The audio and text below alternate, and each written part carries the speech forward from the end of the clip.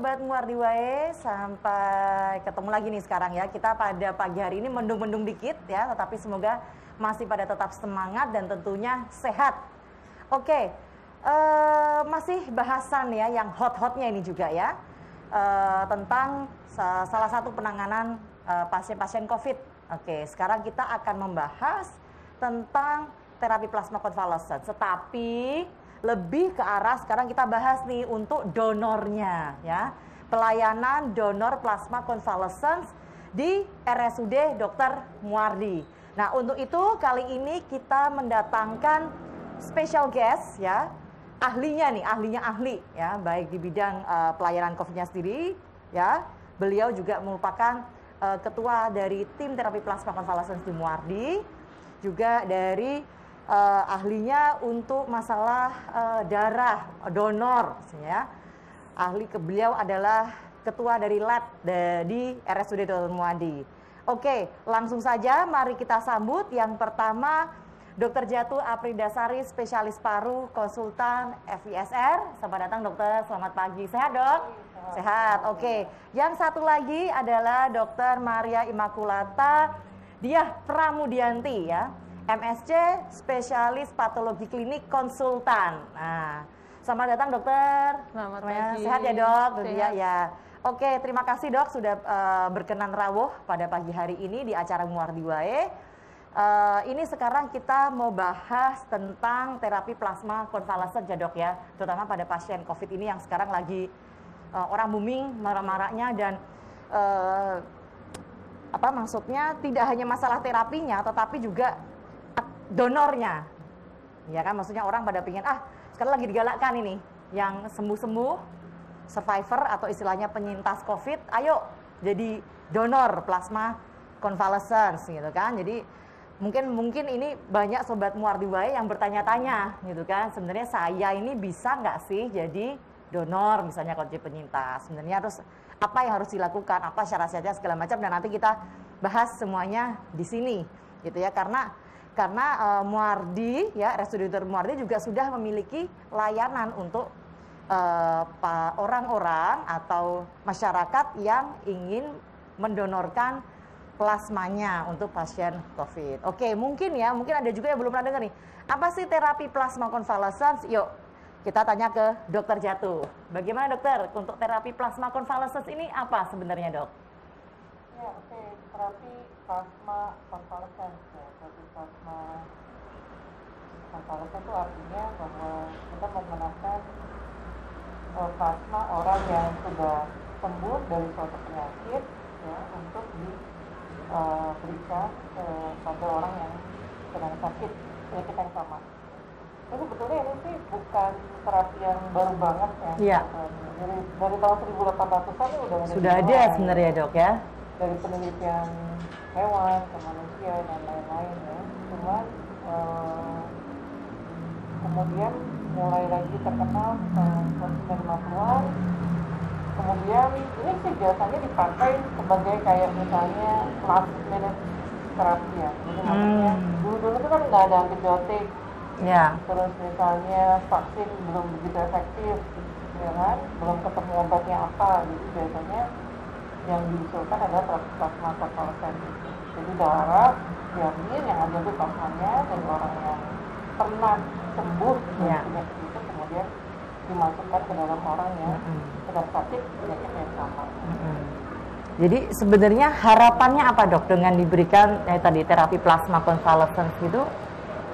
Harapannya ya bisa sembuh, jelas gitu ya, karena yang diharapkan dari plasmanya kan itu ada antibodinya. Nah, antibodinya ya dok. Sembuh, dan diharapkan bisa dimanfaatkan untuk bisa menetralisir infeksi yang terjadi pada orang yang sakit. Jadi di dalam plasma itu terkandung antibodi. Antibodi itu sudah kayak apa ya istilahnya, mungkin suatu bentuk kekebalan gitu deh ya, pasukan yang bisa melawan kuman itu karena didapatkan dari orang-orang atau pasien-pasien yang sudah sembuh dari penyakit tersebut. Nah, kebetulan pada kali ini kasusnya COVID gitu ya dok ya. Jadi yang dari sembuh COVID diambil plasmanya, darahnya itu di dalam plasma mengandung antibodi, kemudian dimasukkan ke orang yang sakit. Harapannya antibodi itu ikut membantu melawan virus-virus yang ada di dalam tubuh yang sedang sakit. Tapi sebenarnya ini merupakan ya memang terapi tambahan juga ya dok ya? Iya, terapi tambahan, jadi bukan terapi utama, jadi juga belum jadi terapi standar. Ya. Masih dalam beberapa penelitian. Sebenarnya kalau di dunia ini mungkin kalau dihitung mungkin 80 penelitian lah yang ada di negara yang sedang masih dalam penelitian. Jadi harapannya memang bisa memberikan kesembuhan untuk pasien. Kalau sedikit boleh menyinggung dok, jadi yang misalnya pasien-pasien COVID yang mendapatkan terapi plasma konvalesen yang kira-kira yang kondisi yang bagaimana? Sejauh ini sih yang lebih efektif ya, yang sampai kita lihat sekarang ya di rumah sakit Dr. itu yang kondisinya derajatnya sedang sampai berat. Jadi kalau kondisi ringan tidak begitu direkomendasikan, kondisi kritis juga mungkin tidak terlalu banyak membantu. Jadi tidak semua pasien langsung diberikan ya dok? Iya. Oke. Kalau misalnya adakah mungkin efek samping dok dari pemberian terapi plasma konvalesen, apa yang harus diperhatikan mungkin dok? Kalau efek samping itu sejauh ini ya laporan di beberapa penelitian di seluruh dunia mungkin kecil sekali. Sangat kecil sekali, dan biasanya berupa reaksi alergi, biasanya gatal-gatal atau kulitnya kemerahan, tapi itu angkanya sangat kecil sekali sehingga dikatakan bahwa terapi plasma ini cukup aman. Oke. Karena angka kejadian itu sangat kecil sekali terjadi dan biasanya bisa pulih dengan reversible, maksudnya pulih kembali dengan sempurna. Jadi hanya reaksi ringan gitu. Dan dari pengalaman dokter selama ini dengan pasien-pasien yang mungkin sudah diberikan terapi plasma konvalesen, baik nggak dok secara umum responnya? Secara umum ya, baik responnya, asalkan itu tadi timingnya tepat ya, dari dokter tim klinik menentukan bahwa ini masuk derajat sedang atau berat, dan kemudian timing yang tepat ya, itu biasanya hasilnya memuaskan. Ya. Oke. Jadi memang ada indikasinya ya dok ya, ada indikasinya. Dan kemudian memang plasma yang masuk pun juga semuanya sudah diperiksa dulu. Makanya tadi efek samping mungkin tidak kecil ya dok ya. Cuma karena apa sebelumnya sudah ada berbagai macam proses pemeriksaan ya dok ya. Nanti dokter dia akan menjelaskan lebih lanjut proses pemeriksaan persiapan supaya donornya itu darahnya aman. Terus kemudian memang cocok mungkin ya, dalamnya cocok bisa dimasukkan ke dalam resipiennya.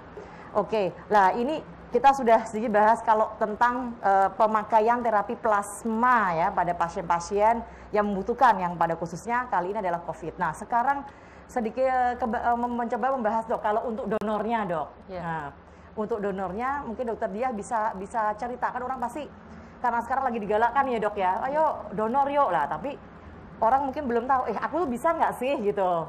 Harus yang seperti apa? Apakah syaratnya seperti itu? Monggo dokter dia mungkin bisa memberikan ini dok. Terima kasih dokter Atrin. Ya memang kemarin juga kita sudah lihat juga ya, Bapak Presiden semuanya juga mencanangkan gerakan donor untuk pasien-pasien COVID terutama juga. Nah termasuk di Muardi juga kemarin juga kita mendapatkan hibah. Jadi kita mendapatkan beberapa alat dari Kemenkes untuk pelayanan donor aferesis. Nah, kita mendapatkan alat untuk aftab, untuk pemeriksaan ininya juga, pengambilan donornya. Kemudian kita juga mendapatkan kulkas, freezer maupun refrigerator serta centrifuge. Jadi untuk mengolah.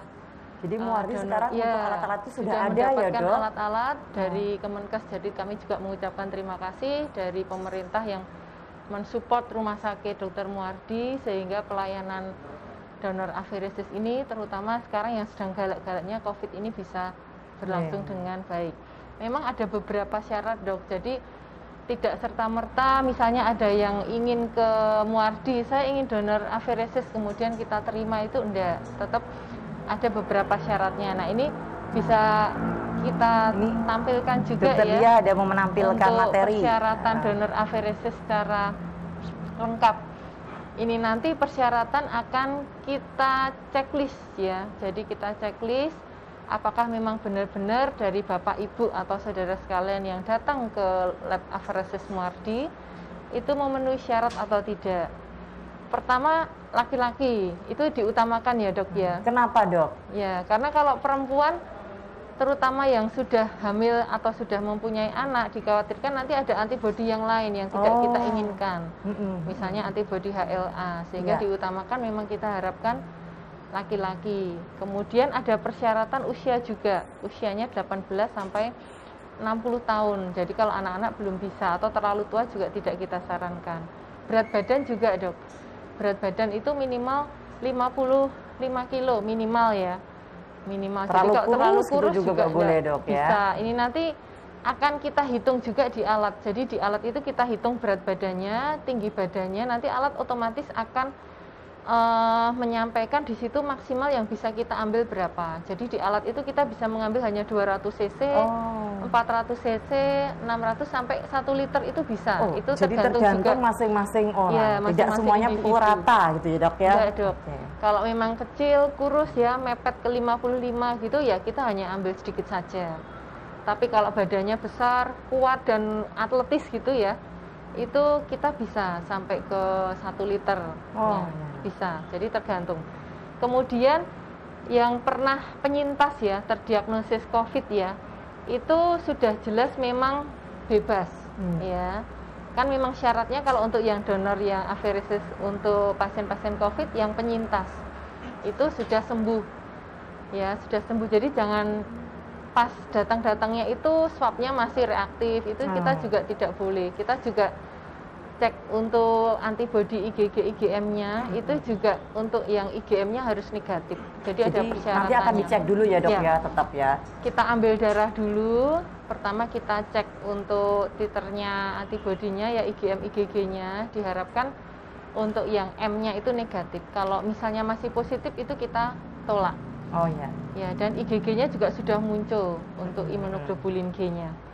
Kemudian untuk penyintas tadi ya bebas keluhan 14 hari ya, 14 hari sebelum donasi dilakukan. Memang ini dari beberapa penelitian paling tidak 14 hari itu antibodinya sudah yang M-nya hilang, kemudian G-nya tinggi, tapi juga tidak terlalu lama. Kalau terlalu lama itu nanti imunoglobulin G-nya turun lagi takutnya. Ya, sudah turun takutnya. Kemudian tekanan darah itu juga normal ya, antara 90 160 untuk sistoliknya, kemudian diastolik juga antara 60 100. HB-nya juga normal, tidak anemi, karena kalau anemi juga kita takut nanti malah mengurangi kadarnya ya. Kemudian darah rutin juga normal, tidak sel leukositnya turun atau trombosit turun, semuanya kita harapkan normal. Kemudian ada antibodi tadi ya, imunoglobulin ya. Kemudian protein darah, albumin, ini juga kita harapkan jadi benar-benar sehat ya dok. Jangan sampai kita ambil plasmanya, ternyata albuminnya juga rendah. Itu kan nanti kasihan untuk donornya. Kemudian ini juga yang penting, kita menyaring infeksi menular untuk transfusi darah. Karena nanti donor itu kan kita berikan ke pasien. Jangan sampai donor ini mengandung infeksi menular darah, misalnya HIV, hepatitis B, hepatitis C, atau sifilis. Jadi kita screening dulu dok. Ini juga sebenarnya keuntungan ya dari Bapak Ibu yang ingin cek apakah saya bebas infeksi menular. Kan sekalian tercek di sini ya dok ya. Di sini. Kalau nanti memang ada yang positif atau reaktif, kita akan menyampaikan ke donor. Kenapa kok ditolak? Dan nanti kita sarankan ke klinisi untuk pengobatan selanjutnya. Kemudian ada lagi golongan darah, ini pasti golongan darah ABO, resus itu nanti juga kaitannya dengan crossmatch kalau ke pasien. Jadi kalau ada pasien-pasien yang membutuhkan, golongan darahnya sesuai, jangan sampai beda golongan darah. Itu ya dok, minimalisir supaya ketidakcocokan dan supaya nanti pas diberikan aman gitu ya untuk pasien, tidak ada reaksi yang lebihannya dok ya. Ya. Kemudian tidak ada riwayat transfusi, kemudian bersedia, ini yang pasti. Jadi nanti ada inform consent, apakah bersedia. Kalau nggak bersedia ya nggak boleh. Kita nggak boleh memaksa pasien ya atau donor ya untuk mendonorkan darahnya, karena di sini donor itu istilahnya sukarela. Sukarela, jadi kerelaan dari Bapak Ibu sekalian untuk mendonorkan plasmanya. Kemudian ada lagi ini tidak menyumbang plasma melebihi 12 liter dalam 1 tahun terakhir. Ya mungkin sebelumnya udah menyumbang banyak ya, 12 liter sampai banyak 12 loh liter. itu. Ya, itu jadi tetap kita batasi, ada syaratnya. Kemudian tidak memakai obat-obat imunosupresan, kortikosteroid, ada banyak ya dok ya, Dexa, Calmet atau Prednison gitu ya. Tidak narkoba, nah ini juga penting ya dok, jangan sampai nanti plasmanya itu mengandung nafsa, ini juga kan tidak baik untuk resipiennya. Tidak ada sakit jantung, tidak sedang sakit, batuk, demam, ini ke arahnya COVID ya dok ya? Diare juga ya. Jadi klinis-klinis yang istilahnya yang biasanya COVID itu kalau bisa nggak ada ya dok ya? Kita hilangkan. Jangan sampai ada ya. Tidak mengkonsumsi antibiotik, kemudian tidak ada riwayat kejang, epilepsi, kemudian tidak tindik, tato ya dalam waktu 6 bulan atau operasi kecil. Ya, tetap ada. Tetap ada, karena ini juga sama seperti tato, tinde atau operasi kecil kan kita kemungkinan ada infeksi menularnya mungkin yang belum bisa terdeteksi dengan alat. Iya, 6 bulan terakhir. Tapi misalnya Ya, udah 1 tahun yang lalu nggak masalah. Ya, selama nanti juga pemeriksaan IMLTD-nya juga asal memenuhi syarat negatif. semua ya, Ya, dok ya. memenuhi syarat. Kemudian tidak vaksin imunisasi 4 minggu terakhir. Termasuk vaksin COVID. Ya, pasti tidak termasuk yang untuk vaksin COVID juga. Kemudian tidak operasi gigi, ini juga 72 jam, ada syaratnya. Tidak ada gangguan darah, hemofili, talasemi, ini juga sama, karena kalau donornya sakit kita ambil kan nanti juga kasihan untuk donornya. Kemudian ini tadi sudah ya untuk IMLTD, sifilis, hepatitis, B, C, dan HIV. Itu syarat-syaratnya dok yang kita sampaikan. Ternyata syaratnya banyak ya, dok ya. banyak sekali. Tapi mungkin terus jangan pusing dulu gitu ya. Mungkin waduh nanti kalau aku malah ada apa-apa malah jadi melangkrak nggak jadi donor, nggak juga. Tapi kalau misalnya paling tidak untuk ini dalam kasus untuk plasma konvalesen untuk COVID ya dok. Jadi istilahnya nih misalnya dok, saya sudah pernah terdeteksi COVID tuh dok, terus saya waktu itu syukur gejalanya misalnya tidak berat, saya di rumah, terus saya isolasi mandiri 14 hari, jadi setelah 14 hari selesai, apakah saya boleh langsung coba periksa menjadi donor, itu dimungkinkan nggak dok? Ya. Saya sudah tidak bisa ya dok ya? Dimungkinkan, dengan tadi membawa syarat-syaratnya ya yang bebas untuk COVID, kemudian hasil swabnya juga sudah negatif, sebelumnya positif kan, kemudian di swab sudah negatif. Nah misal dok, karena saya isolasi mandiri gitu ya dok ya, nah, terus jadi tidak ada hasil swab evaluasi nih dok, tapi secara gejala klinis saya udah nggak ada nih, sehat gitu kan dok. Nah saya pingin tahu nih, saya pingin nyumbang bisa nggak? Nah itu apakah boleh datang dan nanti diperiksakan, oh ternyata mungkin tadi kayak dokter Dian terangkan IgM-nya masih aktif, itu bisa nggak dok? Ya, sebaiknya tetap membawa hasil keduanya, dok. Jadi yang positif dan hasil swab yang negatif. Karena kita juga tidak tahu kalau memang nanti masih sakit kan juga berbahaya ya. Baik untuk petugasnya ya dok ya, maupun untuk donor yang kita ambil itu. Jadi sebaiknya membawa 2 persyaratan tadi untuk di swab ulang ya dok. Jadi itu persyaratan awal ya dok ya. Jadi istilahnya awal. Sudah ada hasil swab yang negatif. Ya, nanti terus dan saat ini kondisi sehat, tidak ada keluhan lagi, terus juga merasa sehat dalam artian mungkin tidak punya penyakit-penyakit yang tadi disebutkan dokter Dia. Nah silakan datang dan nanti akan tetap di screening semuanya ya dok ya. Jadi dok. Kalau jangan takut nanti kalau misalnya memang akan tersaring istilahnya bahwa darah yang nanti akan diambil dan akan diberikan donor kepada resipien itu berarti pasti sudah aman. Ya, jadi untuk calon-calon resipien pun juga jangan khawatir karena ternyata darah donor itu prosesnya sudah panjang sekali ya dok ya, istilahnya diperiksa ini itu dengan persyaratan ini, jadi tidak sembarangan dan sudah dicocokkan dengan darah resipiennya. Makanya tadi dokter Jatuh menyebutkan bahwa efek sampingnya tuh jarang ya dok ya, kalau misalnya seperti mungkin efeknya kayak transfusi biasa, ada apa dok misalnya kayak demam, gatal secara umum. Itu karena semuanya sudah diminimalisir, sudah diperiksa segala macam dan sudah dicocokkan. Oke, sebentar dok. Ini saya menyapa dulu yang teman-teman sobat Muardi Wae. Oke, dari Facebook ini ya. Mbak Lucy Palusia, selamat pagi dokter, selamat bertugas, salam sehat selalu. Terima kasih mengajarkan kita tentang kesehatan sesuai dengan programnya. Dari Landa, Ngabang, Kalbar, hadir. Terima kasih Mbak Lucy sudah hadir. Ini kayaknya setia ya, selalu mengikuti Muardiwa ini ya. Oke, terus dari Mbak Mudrikatun. Saya positif COVID-19, swab tanggal 3 Desember dinyatakan positif yang lalu 14 Desember. Saya mau donor darah, syaratnya apa? Umur saya 49, berat badan 95. Nah, mungkin dari dokter Diah nih dok. Jadi dia swab positifnya tanggal 3 Desember. Kok 2 ya dok? Nah, kok 2 ya? Dan dinyatakan positif yang lalu.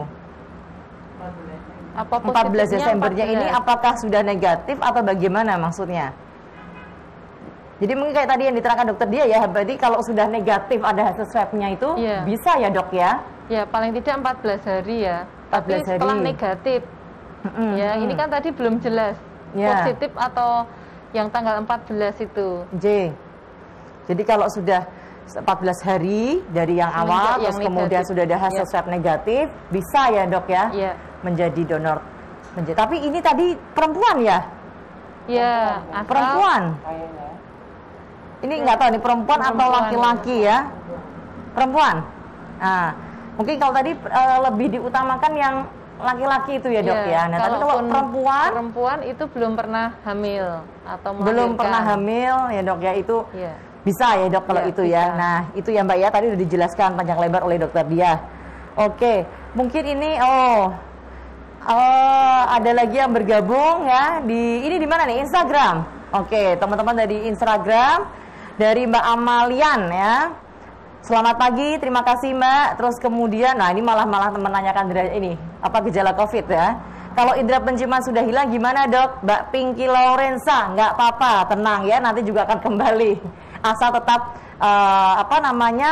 sehat, happy ya. Minum vitamin dan segala macam silahkan, tetap senam-senam, gerak-gerak ya, nggak apa-apa, hirup udara segar, sirkulasinya udara bagus, nanti bisa lagi Mbak Pinky, tenang saja ya. Tapi kalau misalnya ada keluhan yang kesannya tambah memberat, silahkan langsung konsultasi ke dokter rumah sakit yang memang ada rujukan COVID-nya ya, jadi biar tidak terlambat. Oke. Kemudian ada Mbak Warinda ya, macam-macam ini sudah pada bergabung semua ya. Mbak Widiawati juga. Nah, ini ada pertanyaan lagi dari Mbak Ria Widowati. Dokter izin bertanya, kriteria untuk TPK derajat sedang, klinis dan pemeriksaan penunjang lainnya. Bila sudah muncul gambaran pneumonia jelas dari ronsen, bagaimana efektivitas dari TPK? Terima kasih. Ya, silakan mungkin dokter Jatuh. Jawab dokter. Suaranya jelas nggak dokter Jatuh? Agak keras. Oh ya, jadi gini, kalau untuk kriteria TPK tadi sudah saya sebutkan bahwa dia akan lebih efektif kalau di pasien dengan derajat klinis yang sedang dan berat ya. Ini biasanya ditambahi dari gejala klinis, ada pneumonia ya, dan itu kita pemeriksaan penunjang radiologi toraks maupun CT scan. Kalau pertanyaannya, kalau misalnya sudah muncul gambaran pneumonia jelas dari ronsen, bagaimana efektivitas dari TPK? Asalkan pneumonia yang belum sampai ke ARDS ya, belum sampai ke sindroma akut pernafasan yang menyebabkan dia jadi gagal pernafasan, itu masih efektif. Asalkan belum sampai ke itu tadi ya, belum ada gagal pernafasan, belum ada tanda-tanda sindrom akut pernafasan, belum ada tanda-tanda sepsis ya. Sepsis itu mungkin infeksi yang menyeluruh ke seluruh tubuh ya. Dan infeksi yang hebat sampai semuanya dapat plasma ya dok. Jadi kalau misalnya ada pneumonia, belum ada tanda-tanda ke sana, itu masih efektif.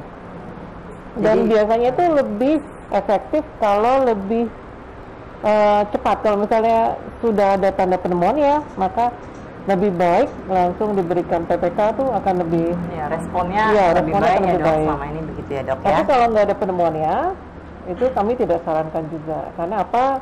Biasanya yang nggak ada pneumonia itu nanti bisa perbaikan klinisnya bisa sendiri ya, resolve sendiri. Jadi kalau ada pneumonia masih efektif asalkan tidak ada gagal nafas seperti tadi. Ya. Jadi itu tadi ya, sedang berat itu ya dok ya. Pokoknya sedang sampai berat. Ya, itu syukur hasilnya baik ya. Oke, ada Mbak Frida Nugrahini. Oh, ada pulmonologi UNS dok juga bergabung dok. Iya. Oke, terima kasih. Oke, mungkin sekarang kita lanjut lagi ya. ke dokter dia nih, masih mau tanya-tanya lagi. Tadi kan baru syarat-syaratnya nih dok ya. Nah terus oke dok, akhirnya saya nih saya mau datang, terus saya sudah diperiksa itu tuh. Nah terus apa lagi dok? Proses selanjutnya bagaimana? Baik, ini saya sampaikan ya untuk alur. Jadi pengambilan donor itu ada yang sukarela, ada yang donor pengganti. Kalau untuk sukarela itu kan berarti Bapak Ibu datang ke lab aferesis mendonorkan. Ya, sukarela. Tapi kalau pengganti itu memang ada permintaan khusus dari keluarga. Oh ya. Ya, jadi misalnya memang untuk Bapak A gitu. Ya, khusus. Gitu ya, jadi saya khusus ke Bapak ini. Jadi saya nggak mau pakai donor dari yang ada di rumah sakit misalnya. Nah, itu ada perbedaan sedikit memang. Pertama, kita yang digunakan yang sukarela. Jadi tadi ya datang penyintas membawa surat riwayat hasil swab positif tadi dok dan negatif. Dan tadi jaraknya dari sebelum pengambilan itu 14 hari ya untuk yang bebas gejalanya ya. Kemudian mengisi inform consent, ini wajib karena di inform consent ini legalitas kami untuk mengambil donor plasma dari Bapak Ibu. Jadi kami tidak memaksa dalam hal ini ya, benar-benar sukarela. Kemudian ada formulir informasi COVID-19, ini juga terkait nanti hasilnya, pemeriksaannya, penggunaannya gitu ya. Kemudian setelah itu kita periksa hemoglobinnya. Nanti ada pemeriksaan darah rutin dok kalau di tempat kami. Darah rutin lengkap dengan DIF-nya.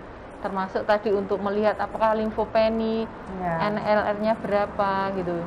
Kemudian golongan darah, vena ya. Jadi kita juga melihat apakah venanya yang akan kita ambil itu besar. Apakah bisa diambil, karena mungkin saja badannya besar tapi venanya kecil dok, jadi nggak bisa kita ambil. Itu juga kita tidak bisa paksakan, kita nanti akan lihat dulu.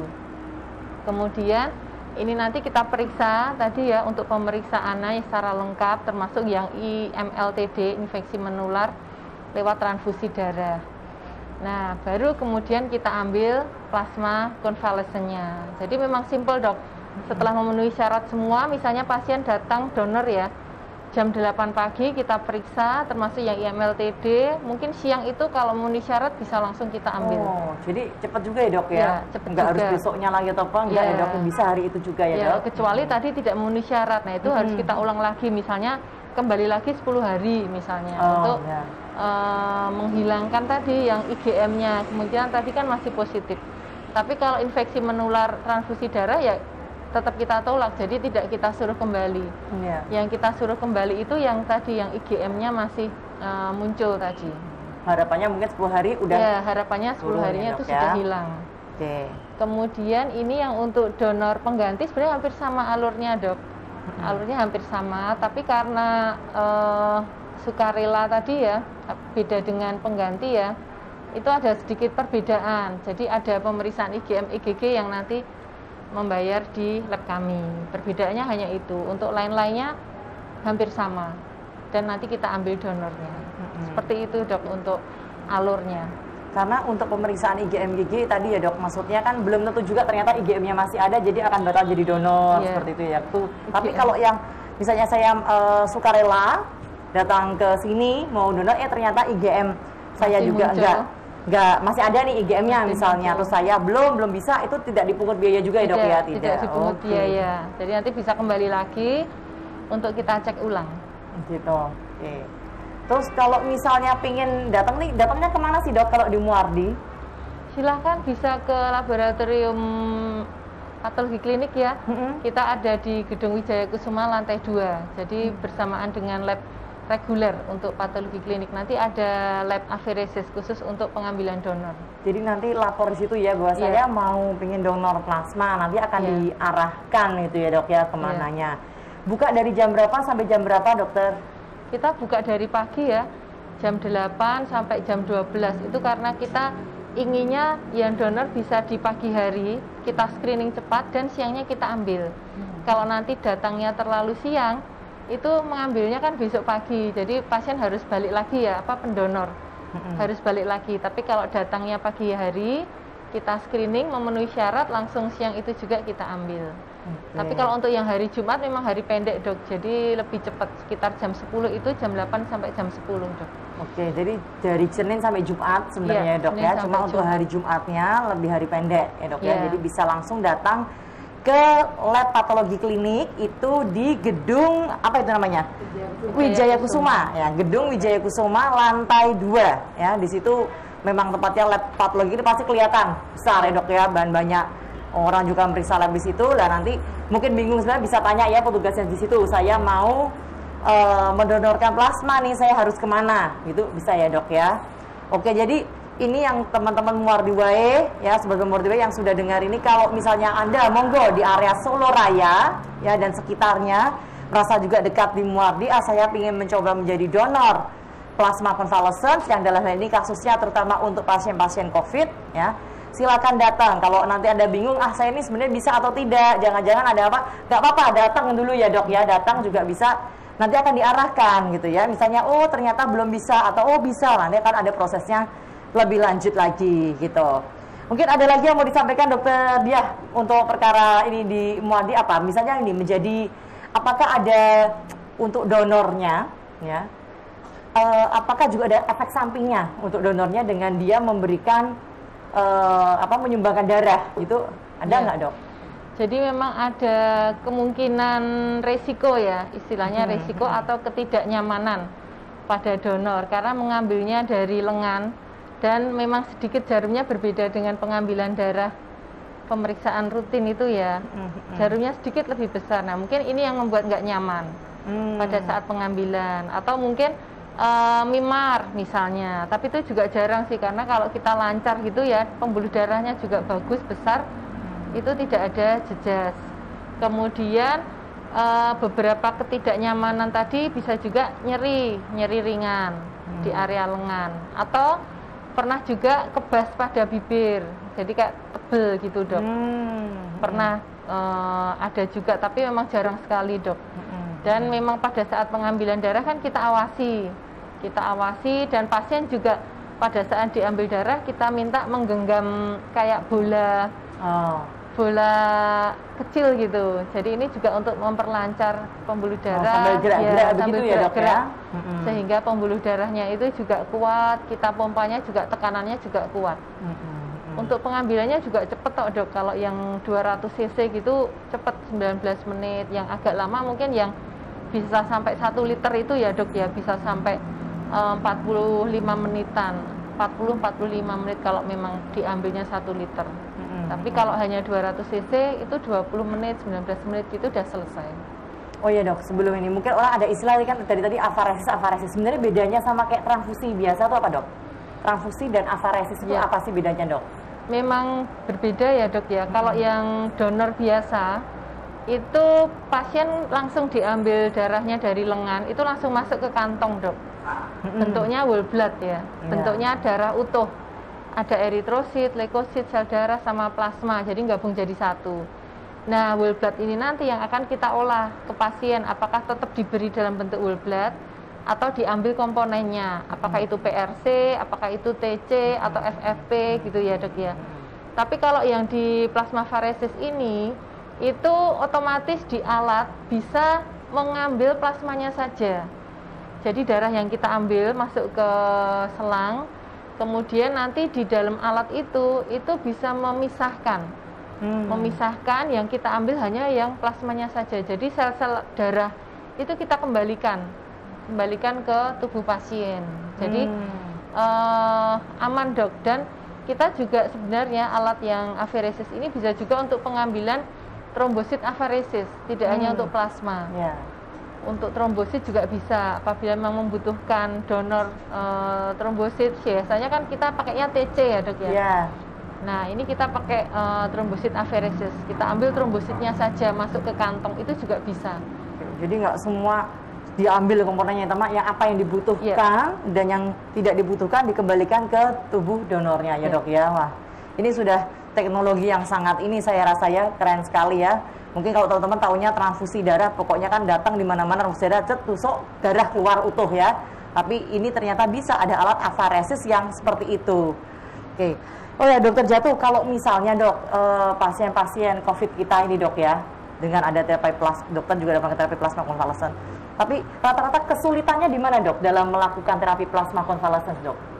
Apakah cari donor susah misalnya dok? Atau mungkin malah pasien banyak yang takut misalnya, atau bagaimana dok? Iya, selama perjalanan kita merawat pasien COVID-19 ya, untuk terapi plasma ini memang kesulitan yang paling banyak itu cari donor susah ya dokter. Iya. Ya. Cari donor tuh susah. Jadi entah mungkin karena masih minimnya informasi ya, makanya kan kita juga butuh media seperti ini untuk menyampaikan bahwa untuk mendonorkan darah itu sebenarnya gampang ya, walaupun ada salah-salah seperti tadi sebenarnya gampang ya, mudah, dan fasilitas juga ada. Terus juga mungkin ada beberapa persyaratan seperti memang intinya kan sebelum darah plasma itu dimasukkan ke pasien harus kita yakinkan dulu bahwa orang yang mendonorkan itu memang sudah bersih ya kan, sudah tidak terinfeksi lagi. Nah makanya Dr. Maria dan teman-teman kan membutuhkan informasi bahwa memang sudah negatif tadi ya dok ya. Benar dok. Hasil swab yang sudah pernah dinyatakan negatif, dan sebetulnya lebih ideal lagi kalau nggak salah itu 48 jam sebelum donasi itu memang sudah ada bukti bahwa swabnya negatif. Dan saat donasi sebetulnya juga harusnya dibuktikan. Jadi prinsipnya semakin mendekati dia semakin baik. Harusnya ya, harusnya idealnya seperti itu. Jadi makanya dokter Maria ini udah agak longgar ya dengan syarat nggak apa-apa deh kalau misalnya ada hasil swab itu negatif, pokoknya masih bisa ya dok ya, asalkan juga udah 14 hari bebas gejala, bisa ya. Dicek IgM IgG-nya juga ya dok ya. Tapi tetap kita mintakan yang hasil swab negatif ya dok ya. Harus itu sebetulnya harus ya. Jadi memang idealnya juga memang saat donasi itu dia di swab dan negatif harusnya. Itu lebih ideal lagi ya dok. Ya? Nah itu yang menjadi kendala ya dokter Atrin ya. Kemudian juga paling banyak sih itu ya, kalau dari penerima, dari pasien sih sebetulnya insya Allah klinisi sudah bisa menentukan dengan tepat kapan plasma bisa masuk. Permasalahannya yang paling besar adalah donornya ini, carinya yang sulit ya kan. Apalagi darah-darah tertentu seperti AB itu jarang ya dok ya. Iya dok. A juga agak sulit. Kayak berkejaran ya dok. Maksudnya misalnya pada saat itu butuh, donornya tidak ada, jadi padahal banyak sekali pasien gitu. yang butuh, makin banyak pasien yang membutuhkan terapi plasma, tapi donornya ya masih sedikit. Jadi ini mumpung sekarang juga Muarni sudah bisa melakukan produksi Avaresis ini, jadi istilahnya nggak usah nunggu ada pasiennya dulu katakanlah ya dok ya. Jadi istilahnya yang memang wah saya pengen donor silahkan gitu ya. Iya sukarela donor. Jadi kita ada syukur ada simpanan ya toh, pasien sewaktu-waktu ada yang membutuhkan bisa gitu dok ya, oh sama-sama golongan darahnya A misalnya atau B atau O apa bisa langsung masuk ya. Jadi karena selama ini itu ya dok ya istilahnya kayak kejar-kejaran waktu ya dok ya. Karena donor memang susah. Nah ini dok ada pertanyaan dari Mbak Ria Widowati ya, ini ke dokter Jatuh nih. Efek samping tadi kan dokter juga menyebutkan misalnya ada alergi gitu ya, terus mungkin saya itu kemungkinan bagaimana, terus kemudian mungkin penanganannya gimana biasanya dok kalau ada efek samping itu muncul? Ya kemungkinan alergi tetap ada, tapi walaupun kecil saya bilang angkanya ya, dan ini bisa dibuktikan dari literatur-literatur di beberapa jurnal juga kecil sekali kemungkinannya, sehingga mereka menyebutkan cukup aman. Kalaupun misalnya ada reaksi alergi biasanya mudah diatasi, dari tim klinis kan juga sudah, dari tim klinisi, tim medis juga sudah ada prosedur untuk menangani pasien yang memiliki reaksi. Ini sepertinya hampir sama dengan reaksi transfusi ya dokter? Iya sama, dengan hampir donor sama. biasa. Jadi dan itu insya Allah tidak sulit ya penanganannya, dan bisa reversible, makanya bisa baik sendiri. Apakah mungkin bisa sampai apa dok, transfusinya itu di stop dulu gitu dok? Oh bisa, bisa, dok, ya? bisa. Memang kalau misalnya alerginya luar biasa misalnya, bisa juga di stop dulu sementara ya, tergantung kondisinya saat itu. Tapi insya Allah tim medis sudah memiliki prosedur tetap untuk melakukan hal-hal misalnya ada yang tidak diinginkan pada saat terjadinya terapi plasma tersebut. Jadi jangan khawatir, karena dari awal pun untuk proses donornya saja sudah di screening sedemikian rupa, kemudian untuk sebelum masuk juga dicocokkan lagi dengan darah calon resipiennya. Nah jadi itu ya efek sampingnya tadi yang dokter Jatuh bilang sangat jarang sekali terjadi ya. Pun kalau misalnya ada terjadi ringan seperti gatal apa itu ada protapnya dan sudah dilakukan semuanya dan syukur aman ya dok ya. Aman ya dok ya. Sejauh ini aman. Aman. Oke. Nah ini tadi ya sebenarnya juga ada permintaan tentang syarat khusus penerima TPK. Sebenarnya tadi sudah disebutkan berkali-kali dokter Jatuh ya bahwa untuk kasus COVID ini ya itu derajat yang sedang berat ya dok ya, udah ada gambaran pneumonia asal belum jatuh nih, jangan sampai sudah jatuh ke arah yang sudah jadi distress pernapasan atau gagal napas yang berat ya seperti itu. Nah jadi kritikal itu akhirnya mungkin istilahnya kurang bermanfaat ya dok ya? Tidak begitu bermanfaat kalau sudah jatuh ke tadi ya distress pernapasan dan lain-lainnya. Oke. Terus dok, ada ini dari Ardian Bayu, Mas Ardian Bayu ya. Dok, apa kesulitan yang terjadi saat pengambilan donor? Nah, kalau tengah-tengah pingsan dok, pingsan kasih teh manis kali, langsung melek. Karena katanya cukup sakit. Nah, gimana dokter dia? Iya, memang mungkin kalau sampai pingsan seperti itu kemungkinannya belum pernah ya.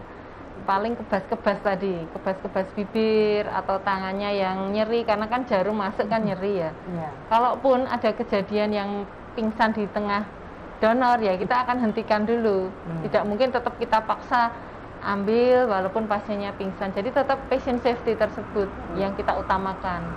Patient safety pertama ya. Jangan sampai keselamatan dari donor ini terganggu hanya karena pengambilan plasmanya. Gitu. Jadi tenang aja ya dok ya, jangan terlalu berpikiran yang aneh-aneh kalau gini enggak ya, semuanya diawasi, sudah ada prosedurnya. Karena tadi katanya jarumnya agak beda. Jarumnya agak gede dikit. Orang yang takut jarum ya mungkin bisa tutup mata dulu gitu. Tapi sebenarnya jarumnya sama dengan jarum yang orang donor kan ya dok. Jangan jadi kan mikirnya jangan yang donor plasma jawabannya begitu lagi gitu. Enggak. Kalau yang kecil itu yang pengambilan darah di lab seperti biasa itu kan kecil ya. 3 cc, 5 cc. Tapi ini jarumnya sama dengan ini kalau sama misalnya kita donor darah biasa. Orang-orang ada donor darah itu biasanya itu sama ya dok ya. Sama. Oke. Nah ini dari Mas Wirawan Brata. Ini ada pertanyaan nih. Dok, apa bedanya dengan donor plasma di PMI? Sama ya. Karena memang selama ini kita kan mintanya ke PMI, tapi kemudian dari rumah sakit diberi kepercayaan ya dari Kemenkes untuk peralatan-peralatannya. Nah ini kami juga membuka layanan. Juga untuk memperlancar ya dok ya pelayanan kita COVID di sini karena kan tahu sendiri ya mungkinnya sempat mengerti bahwa kita salah satu pusat rujukan juga ya dan pasiennya juga banyak ya. Dan akhirnya kalau bisa kita memproduksi sendiri akan lebih bagus dok ya. Jadi supaya pelayanan tetap lebih lancar. Gitu. Tapi tetap kalaupun di tempat kita juga kekurangan ya dok ya, kekurangan donor itu kita tetap melakukan kerjasama dengan PMI karena memang kebutuhannya cukup banyak dok. Kebutuhan PMI pun donor juga melayaninya kan luas sekali ya dok ya. Dok. Oke, terus dokter kalau misalnya nih dokter dia sudah pernah jadi donor, nah kapan nih boleh jadi donor lagi nih untuk plasma? Apakah berapa minggu kemudian saya bisa nih mau donor lagi boleh? Apakah pemeriksaannya sama seperti tadi? Apakah saya harus swab ulang misalnya gitu dok? Itu bagaimana dok kalau pengen donor ulang? Sebenarnya hampir sama ya dok ya dengan donor-donor secara umum yang kita butuhkan itu kan sekitar 3 bulan. Tapi memang kalau yang donor di PMI itu kan kita mengambil selnya ya dok ya, mengambil eritrositnya. Nah umur eritrosit itu sekitar 120 hari. Sedangkan kalau yang di donor aferesis ini kan kita mengambil plasmanya. Tapi memang secara aman sih paling tidak hampir sama dengan donor secara umum untuk waktunya sekitar 2-3 bulan dok. Bisa lebih cepat nggak dok? Nggak juga? Lebih cepat nanti tetap kita lihat kondisinya ya dok. Kalau asal kondisinya mungkin baik ya, sehat gitu dok ya. Mungkin bisa ya dok ya dengan pertimbangan. Perlu swab ulang lagi nggak dok? Untuk sebaiknya dok, untuk negatif sebaiknya ya, dok, karena itu keamanan kita semua ya, baik itu petugas maupun ke resipien nanti yang akan menerima dok. Oke. Nah, ini dok, ada dari apa nih, Fafaizah Nurullah ya, Nur. Nah, keuntungan jadi pendonor apa dok, atau manfaat bagi pendonor? Ya, banyak ya dok ya manfaatnya ya, karena kan itu tadi kita bisa diperiksa tensi. Jadi tahu, karena kadang pasien nggak tahu kalau bahwa sebenarnya ada hipertensi. Karena dengan datang ke rumah sakit kan kita cek semuanya, darah rutin juga kita cekkan. Oh ternyata saya anemi, sebelumnya nggak sadar kalau ternyata anemi. Atau tadi penyakit infeksi menular, transfusi darah kan kalau diperiksa di donor kan sekalian kan, oh jadi saya tuh menderita hepatitis B ya, kadang malah baru tahu. Ada ya dok ya, seperti itu ya, baru ketemu pas mau jadi donor ya dok. Oh ternyata saya sakit hepatitis C atau HIV, nah itu manfaat donor. Dan yang jelas badan mungkin terasa lebih seger ya dok ya, sama seperti donor umum itu, karena ada pengambilan donor. Malah kayak ada sirkulasinya gitu ya dok ya, dok ya. Nah ini ada tanya lagi Mas Wirawan Bata, biayanya dok yang tadi IgM, IgG kalau membawa donor dari keluarga gitu. Dan berapa lama plasma bisa disimpan? Ya untuk biaya nanti mungkin lebih detail lagi ya dok, nggak mahal sih dok, mungkin sekitar 300-an apa ya, nggak terlalu mahal sih. Nggak terlalu mahal ya, karena itu intinya untuk mengganti memang apa dok, istilahnya ngecek itu kan perlu itu ya dok ya, peralatannya, reagennya, seperti itu ya dok ya, biaya habis pakainya ya. Jadi tidak mahal, tenang saja, tidak masalah ya. Dan berapa lama plasma bisa disimpan dok kalau udah diambil? Kalau memang freezernya ini kan kita nyimpannya di minus 30 ya dok, itu juga bisa sampai lama ya dok. Tapi memang karena kebutuhan saat ini tuh cepat, jadi cepat juga dipakai. Bahkan belum sempat disimpan, itu langsung diambil dok. Tapi untuk berapa lamanya bisa kita simpan lama dok. Selama nggak rusak ya dok ya, karena penyimpanannya beku ya dok ya, di bawah minus 30 bisa sampai minus 51 bahkan ya di kulkas kita itu. Dan begitu mau misalnya memang dibutuhkan baru dicairkan. Kita cairkan dengan dimasukkan di suhu 37 cair, baru kita berikan ke pasien. Oke. Sip. Nah, ini banyak banget ya informasinya nih ya tentang plasma convalescence ya, khususnya sekarang tidak hanya manfaatnya ke pasien juga ya. Cuma terus kita juga tahu tentang donornya ini ya, biar karena kita benar-benar pengen mengajak nih, ayo gitu kan, digalakkan ya oleh Bapak Gubernur. Semua se-Indonesia ini sekarang lagi menggalakkan, dari Bapak Jokowi juga menggalakkan supaya ayo bagi penyintas COVID ya, yang sekarang sudah negatif dan Anda sehat, silahkan ya, mau datang, monggo ke pusat layanan yang sudah bisa melakukan afaresis ya. Nah salah satunya kalau di daerah Solo itu Muardi ya, monggo sobat Muardi wae yang di area Solo Raya dan sekitarnya bingung mau kemana pengen donor, bisa datang ke Muardi. Tadi di lab PK ya, lab patologi klinik lantai 2 Gedung Wijaya Kusuma ya, dari Senin sampai Jumat, start mulai jam 8 ya dok ya. Cuma kalau hari Jumat mungkin lebih pendek ya, karena ada Jumatannya. Oke, dan jangan takut dulu gitu, maksudnya mikirnya macam-macam dan lain sebagainya ya, karena nggak masalah, pelayanannya pasti prima di sini ya. Kalau Anda pun masih bingung atau apa, bisa juga berkonsultasi ya dengan dokter Dia salah satunya. Terus pemeriksaan otomatis akan dilakukan. Jadi donornya juga aman, nanti calon resipiennya juga istilahnya mendapatkan darahnya itu juga pasti sudah aman. Dan untuk pasien-pasien sendiri ya, khususnya misalnya di Muardi mendapatkan transfusi darah atau mendapatkan terapi plasma convalescence juga sudah pasti aman, karena untuk khususnya ya kasus COVID ya, dari tim klinisi tadi dokter Jatuh bilang bahwa memang yang diberikan memang adalah ada indikasinya ya dok ya, jadi tidak sembarangan. Ini gampang masuk apa tidak, semua ada indikasinya ya, dan darah yang dimasukkan juga sudah diproses semuanya dengan baik dan memang sesuai prosedur seperti itu, jadi aman ya. Syukur ini bisa menunjang menambah kesembuhan pasien, walaupun memang tadi disebutkan terapi plasma convalescence bukan terapi satu-satunya ya dok ya, ini merupakan terapi tambahan ya, tetapi syukur kita melihat ini adalah kok arahnya bagus gitu ya efeknya ya. Kalau memang kita bisa memberikan ya, kenapa tidak kita berikan, tetapi tetap obat-obat yang lain tetap ya dok ya, harus tetap diberikan sesuai dengan prosedur protap yang memang sudah menjadi obat-obat terapi utama ya untuk COVID ini ya, sesuai dengan pedoman dari Kemkes, dari organisasi 5 profesi. Oke.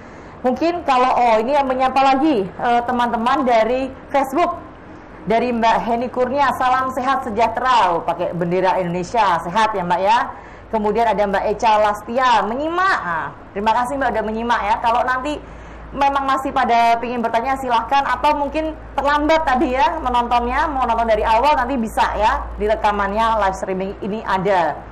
Oke, ini apa nih ya? Atas ini ada yang mau jadi donor. Oh ini di anu ya, diteruskan tadi yang tadi agak kurang jelas yang Mbak Mudrikatun. Nah, nuwun sewu salah ketik. Nggak apa-apa Mbak. 3 Desember swab. Salah. Seminggu lagi saya. Sebentar. Salah ketik. 3 Desember swab hasil. Apa mungkin swabnya? Oh, swabnya 3 Desember. Hasilnya tanggal 14 Desember. Lama sekali ya masih ya. Positif. Jadi katakanlah swabnya 3 Desember, hasilnya tanggal 14 keluar positif gitu kali ya dok ya. Terus saya akan donor berat badan 95, umur 49, perempuan, dan sekarang masih ada gangguan penciuman, tidak merasakan bau, tetapi kadang ya merasakan. Apakah saya masih positif dan apakah saya sudah bisa donor? Dan saya sudah jarang menstruasi. Nah, ini kalau pada prinsipnya yang awal ini sudah jarang menstruasi ini maksudnya berarti sudah mau menopause mungkin ya. 49 tahun maksudnya begitu kali ya. Ya Ibu ya. Jadi kalau tadi yang dokter dia sebutkan bahwa kalau perempuan wanita asal belum pernah hamil ya. Ya, belum pernah hamil. Nah, ini Ibu misalnya nuwun sewu Ibu ya, misal Ibu sudah pernah atau memiliki anak, jadi juga memang tidak bisa menjadi donor, Terus kemudian kalau untuk keluhannya Ibu sekarang masih ada gangguan penciuman, tidak merasakan bau, tapi kadang bisa. Lah, apakah masih positif? Lah, mungkin dokter Jatuh bisa ini dan gimana dokter? Jadi masalahnya juga pada COVID-19 ini kan ada fenomena long COVID ya. Long COVID. Jadi gejala sisanya ini panjang. Sampai berbulan-bulan, sampai katanya sih ada yang sampai 7 bulan ya, paling lama. Ada yang satu bulan, ada yang 3 bulan, ada yang sampai paling lama tuh 7 bulan. Jadi fenomena long COVID ini memang sebetulnya nggak berkaitan dengan viral load ya, maksudnya apakah dia masih positif, swabnya gitu sebenarnya nggak berhubungan ya. Kadang swab sudah negatif, tapi gejala sisa ini masih ada aja terus ya. Kebanyakan disesak, kemudian kelelahan, itu paling banyak ya. Rasanya masih lemes, nggak bisa fit kayak dulu lagi, nggak bisa balik fit gitu ya. Itu juga banyak keluhan seperti itu, dan juga gangguan penciuman ini agak lama juga nih. Tapi rata-rata 3-4 bulan, padahal swabnya ada negatif gitu kan. Tapi baik lagi kalau misalnya mau jadi donor, tadi itu ya, syarat-syaratnya tadi Dr. Maria dia sudah sampaikan, dan yang paling utama sih kalau saya titip, swabnya harus negatif dulu ya dok ya. Iya dok. Jadi itu dulu, kemudian kalau perempuan ya kalau bisa jangan yang pernah hamil ya. Jadi memang kebanyakan sih donor kita mungkin laki-laki nih, mungkin dokter Maria pernah nemu yang perempuan. Selama ini belum sih. Belum ya, kebanyakan kalaupun laki-laki. Ada ya? yang mungkin gadis ya. Nah, 18 tahun ke atas ya. Iya. 18 tahun ke atas dan gadis ya toh. Rata-ratanya jadi pendek maksudnya. Atau belum pernah hamil. Tapi biasanya itu juga kalau pengalaman ya mungkin ya dokter ya. Kalau dari donor itu yang memang antibodinya cukup banyak ya. Soalnya gini, kalau terapi plasma ini berasal dari donor yang waktu itu dia kena COVID tapi nggak ada gejala atau gejalanya ringan, itu antibodinya sedikit sekali. Jadi nggak bisa dipakai untuk pasien yang membutuhkan, karena pasien yang sakit COVID yang membutuhkan antibodi Anda itu butuh yang tinggi karena mereka dalam keadaan kondisi yang sedang sampai berat. Jadi makanya itu juga jadi syaratnya ya dok ya. Iya dok. Antibodinya harus cukup tinggi, karena kalau nggak tinggi percuma, nggak ada gunanya. Nah, untuk mendapatkan antibodi yang tinggi, yang murni ini memang harusnya dari penyintas COVID yang sebelumnya pernah dirawat COVID, dan dulunya waktu dia dirawat, dia juga derajatnya sedang sampai berat. Itu makin banyak antibodinya, dan kalau donor-donor yang seperti ini biasanya bisa jadi donor berkali-kali ya dok ya. Karena antibodinya banyak sekali. Udah tinggi, terus mungkin agak lebih lama gitu ya. Ya, Dok, dan Jadi dia artinya biasanya lastingnya lama biasanya. Kalau orang-orang yang sudah pernah kena COVID dan waktu dirawat COVID dulu derajatnya sedang sampai berat, dan dia tidak pernah menerima terapi plasma ya. Iya. Dia tidak pernah menerima terapi plasma saat dia dirawat sedang atau berat itu, nanti dia bisa jadi donor yang baik sekali untuk banyak pasien berikutnya. Jadi misalnya kalau Harry Potter ini saya pure blood. Nah ya, kita cari yang pure blood, pure plasma ya, yang antibodinya yang benar-benar tinggi gitu. Iya, jadi gitu dok ya. Jadi karena kalau misalnya dulu dia pada saat sakit gejalanya pas istilahnya lumayan sedang berat itu berarti cenderung antibodinya akan lebih tinggi gitu dok ya.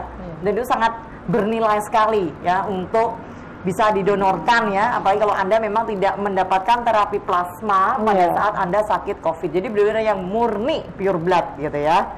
Nah ini high quality ini kayaknya nih. Begitu harus di keep itu donor gitu ya. Mungkin Anda misalnya tahu saudara Anda, keluarga Anda ada yang seperti itu kualifikasinya, nah boleh diajak, dikasih tahu donor yo, bukan buat siapa-siapa, bukan berarti kita saya menunggu nanti kalau ada saudara saya yang sakit baru saya mau jadi donor, tidak ya, tetapi untuk semuanya gitu ya, menjadi donor untuk siapapun yang membutuhkan itu akan jauh lebih baik. Oke, ini ada tadi Mbak Prita. Tadi suaranya kurang jelas, mohon diulang. Apakah terapi ini sudah dilakukan kepada pasien di Muardi? Sudah ya, tadi Dr. Jatuh sudah jelaskan. Apakah berbayar dan banyakkah yang sudah sembuh? Nah, kalau untuk berbayarnya selama ini mungkin ya kalau darahnya sebenarnya nggak bayar ya dok ya, wong dari donor, maksudnya donornya itu kan dari para pendonor gitu ya. Mungkin kalau biaya saya juga nggak terlalu paham nih. Iya, kalau yang masuk di klaim ini ya JKN kan emang nggak bayar ya. Iya. Kalaupun berbayar itu mengganti kantongnya dok. Jadi untuk kantongnya itu juga mahal, pemeriksaannya juga IMLTD-nya kan kita lakukan pemeriksaan. Mungkin lebih ke mengganti itunya ya dok. Mengganti itunya. Mungkin kayak tadi kalau dokter dia udah jelaskan yang tadi IgM IgG itu kalau yang misalnya untuk untuk keluarga dari keluarga sendiri itu juga ada. Ya, untuk cek apakah antibodinya sudah ada atau yang IgM-nya sudah tidak ada itu ya dok ya. Jadi berbayar itu bukan masalah berbayar darahnya yang dibayar ya dok ya, tapi untuk prosesnya, kantong darahnya, reagennya seperti itu yang mungkin ada penggantian biayanya ya. Terus banyakkah yang sudah sembuh dokter Jatuh? Alhamdulillah ya, alhamdulillah terbanyak yang sembuh. Asalkan itu tadi ya, kita benar-benar menseleksi dengan sangat teliti dan sangat cermat siapa-siapa saja yang memang ada indikasi untuk diberikan, karena nggak semuanya ada indikasi diberikan terapi plasma. Dan alhamdulillah sudah banyak yang sembuh sampai sekarang. Tapi saya lagi ingat ya bahwa ini terapi tambahan ya dok. Iya, terapi tambahan ya. Bukan berarti terus murni hanya pemberian terapi plasma konvalesen dan pasien itu sembuh gitu ya dok ya. Karena tetap protap pemberian misalnya yang sesuai dengan Kemenkes dan organisasi 5 profesi tadi ya, entah itu antivirus atau suportif yang lainnya tetap diberikan ke pasien ya. Oke, nah ini dari apa nih? Himawan Hartini, Ngai Goyoso Ekonomia itu mana itu? Jepang atau mana? Bukan. Ngai Goyoso. Kalau Jepang bacanya begitu kan? Atau bacanya Ngai Goyoso? Ini jadi beda. Saya kepikirannya kayak di Jepang nih. Nah, terima kasih Mas atau Bu ini. Nah, Himawan Hartini, mungkin perempuan ya. Oke. Terus kemudian ini ya sekali lagi ya. Jadi teman-teman semua ya yang memang merasa dirinya bisa menjadi donor atau mungkin tahu teman kerabatnya ini bisa jadi donor untuk plasma konvalesen yang pada kasus kali ini adalah COVID ya, silakan Muardi sudah melakukan pelayanan untuk para pendonornya, para calon donor afaresis istilahnya dok ya, bisa datang ya langsung ke Gedung Wijaya Kusuma lantai 2 ya, dari hari Senin sampai Jumat dari jam 8 sudah bisa. Kalau misalnya bingung atau apa konsultasi silakan, asal tadi syaratnya bahwa memang adalah penyintas COVID ya, paling gampang adalah laki-laki ya, atau mungkin kalau perempuan asal belum pernah hamil dan melahirkan ya dok ya. Terus kemudian sudah sembuh COVID ya, ada buktinya bahwa ini saya dulu pernah ada swab positif, sekarang sudah ada hasil swab negatif dan saat ini ada merasa sehat ya. Nanti tetap apabila ragu ajang-ajang ada infeksi penyakit ini nanti akan dicek ya oleh dokter di sini ya, dokter dia juga bisa konsultasi langsung dengan beliau salah satunya, dan juga pemeriksaan darah-darah. Nah, Kalau memang memenuhi syarat, bahkan hari itu juga bisa langsung dilakukan pengambilan untuk plasmanya gitu ya, lewat proses afaresis ya. Jadi bukan langsung semua sekantong kayak transfusi biasa yang diambil, tetapi ternyata udah ada alat canggihnya. Yang dibutuhkan yang diambil, yang tidak dibutuhkan dikembalikan ke pendonornya ya. Jadi istilahnya ya nggak sampai, mungkin nggak lemes banget ya dok ya, karena komponen-komponen yang lain, mau itu eritrosit ya, sel darah merah, sel darah putih ya, itu tetap dikembalikan ke tubuh pendonor. Oke, nah bagi yang belum melihat secara utuh ya atau ketinggalan, silahkan bisa melihat hasil rekaman live streaming hari ini di Facebook, YouTube RSUD Dr. Muardi ya. Jangan lupa like, follow, subscribe, share akun media sosial kita RSUD Dr. Muardi di Facebook, Instagram, dan YouTube ya. Jangan ketinggalan ya, tentunya tetap ikuti lagi Muardi Way terus ya setiap hari Selasa. Nah, sebelum kita tutup, nah closing statement nih ya, saya pingin ada closing statement dari para narasumber kita ya, mungkin ada pesan-pesan buat semuanya. Yuk silakan Dr. Jatuh, mungkin ada pesan-pesan dok untuk para sobat Muardi Way nih, kaitannya mungkin dengan COVID secara umum dan tentang terapi plasma konvalesen secara khusus. Monggo dokter. Ya, jadi COVID-19 itu masih belum selesai ya sampai sekarang. Jadi walaupun program vaksinasi sudah berjalan dengan sangat baik ya, yang kami harapkan tetap masyarakat menjaga 3M tadi ya, 3M. Jaga jarak, memakai masker, Mencuci tangan ya. mencuci tangan, menghindari kerumunan, itu masih sangat efektif ya. Dan kemudian untuk terapi plasma konvalesen, ini merupakan terapi tambahan yang cukup menjanjikan ya. Kami harapkan banyak para penyintas COVID-19 yang bisa mendonorkan plasmanya sehingga bisa membantu sesama pasien COVID-19. Itu saja. Oke, makasih dokter. Dokter Dia silakan dok. Ya, jadi untuk Bapak Ibu, saudara-saudara sekalian, silahkan yang sudah penyintas ya dan memenuhi syarat, itu kami sangat membutuhkan donor dari Bapak Ibu sekalian demi untuk pasien-pasien yang saat ini sedang sakit COVID. Semoga memang ya tadi ya penelitian masih terus dilakukan, kita hanya bisa berusaha. Semoga memang donor yang diberikan ke para penderita ini bisa menyembuhkan atau kita bisa memberikan kesembuhan ya kepada pasien. Demikian yang dari saya dok untuk permohonan dari Bapak Ibu untuk melakukan donor. Ya, terima kasih Dokter Jatuh, Dokter Dia atas waktunya dok pada pagi hari membuka pengetahuan dan wacana kita nih ya tentang COVID pada umumnya dan juga terapi plasma konvalesen ya. Jadi jangan rancu begitu ya. Saya lagi, ayo yang bisa donor silahkan donor karena benar-benar setetes darah Anda. Apa istilahnya dok kalau donor transfusi darah itu? Ini setetes plasma Anda menyelamatkan hidup ya, gitu kan ya. Ya. Oke, mungkin itu aja. Terima kasih ya. Salam sejahtera buat semuanya, sehat selalu. Ya, tetap semangat. COVID belum berakhir ya. Walaupun vaksin sudah berjalan, tadi udah tunjukkan lo udah terjatuh ya. Yang penting tetap tadi ya, segala MM-an itu silakan. 3M, 4M, 5M, 10M ya. Pokoknya yang bisa dilakukan yang baik lakukan lah ya. Semuanya jaga kesehatan. Mau olahraga tetap silahkan ya. Yang penting jangan berkerumun-kerumun olahraganya. Itu aja. Oke, terima kasih semuanya. Bye-bye, sampai jumpa lagi.